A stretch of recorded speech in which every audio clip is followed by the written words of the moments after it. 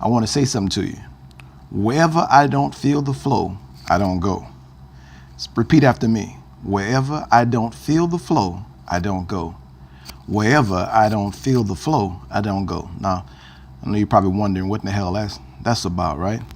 Well, my name is Berwick Mahdi, life coach artist. Some people call me Mr. Mirror, and I'm also a relationship coach. And this morning, while here in Iowa, me and one of my colleagues, Annie, were walking together, as we sometimes do, walk in the morning, exercise as a group. And we were talking about our past insecurities in relationships and how they manifest and how they take over you, and you don't even realize they're taking over you. How you find yourself doing outlandish stuff without even being able to help yourself, without even being able to stop yourself, because our insecurities have a way of taking over on us when we don't really deal with them while we're sober. Like, imagine that when your insecurities have taken over you, you are drunk. And the only time you get a chance to work on those insecurities are actually when you're sober. You have to really, think about and really be mindful of your greatest fears from the past that have hurt you and everything. And so what you do is you work on them while you're sober, because once your insecurities take over you, you can't work on them. You can't even see yourself. And I was telling her how I've seen myself in the past do things that were completely outlandish during my insecurities. I mean, completely outside of my character. And I couldn't help myself. I would see myself doing those things, see myself asking all kind of crazy questions, checking up on people, checking up on the person I was in a relationship with, wanting to know where the hell they were going, when they were coming back. I mean, just silly stuff, right? Immature, silly stuff that comes with your insecurity. And you see yourself doing it, but it's like you really can't help yourself because it is overtaking you. The possession of your insecurity has possessed you now. So when you're sober is when you work on it. Now, I said all that to say this. Then the conversation took us to how does our insecurity end up taking over us?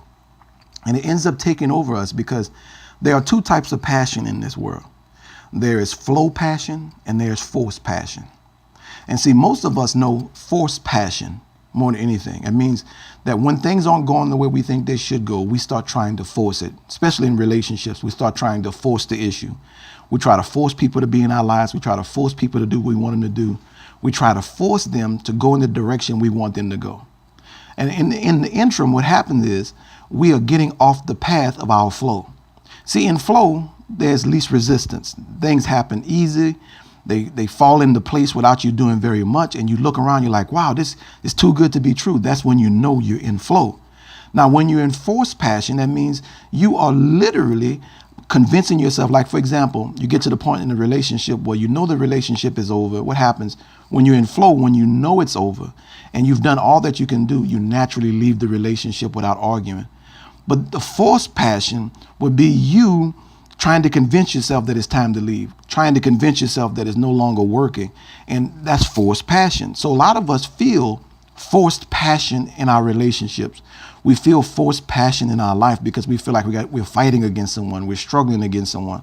You know that you are experiencing forced passion in your relationships when you start seeing the person that you're with as an enemy, or you start second guessing or questioning their intentions toward you. Then you know that you're being driven by forced passion.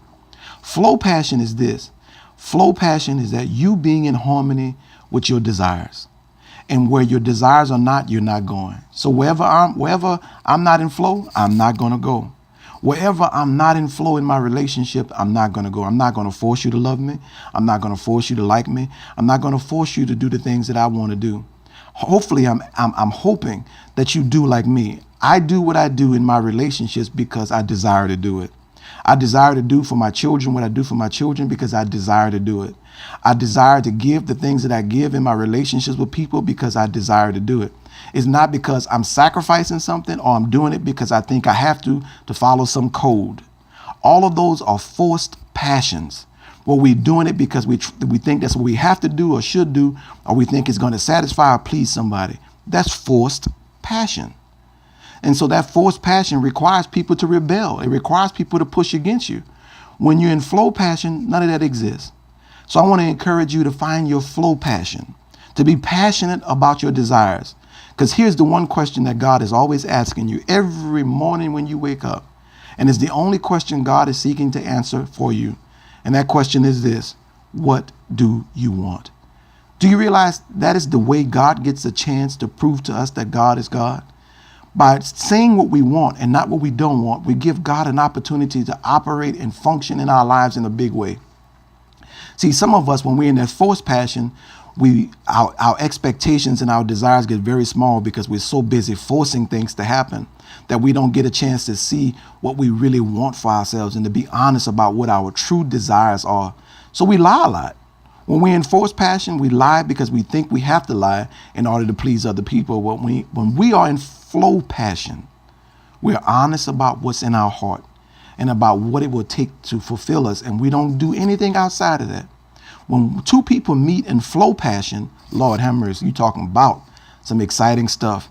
But when two people meet in forced passion, you're talking about some volatile, quick ending kind of stuff that happens because why?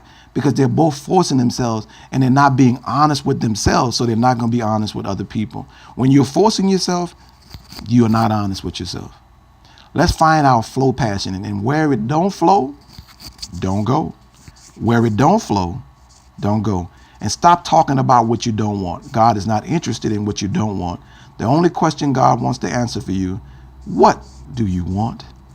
My name is Berwick D. Davenport, life coach artist. Some people call me Mr. Mirror. I'm also life coach, relationship coach, and guess what? I do a hell of a job. I'm in flow passion, baby. Wherever it don't flow, I don't go. Peace.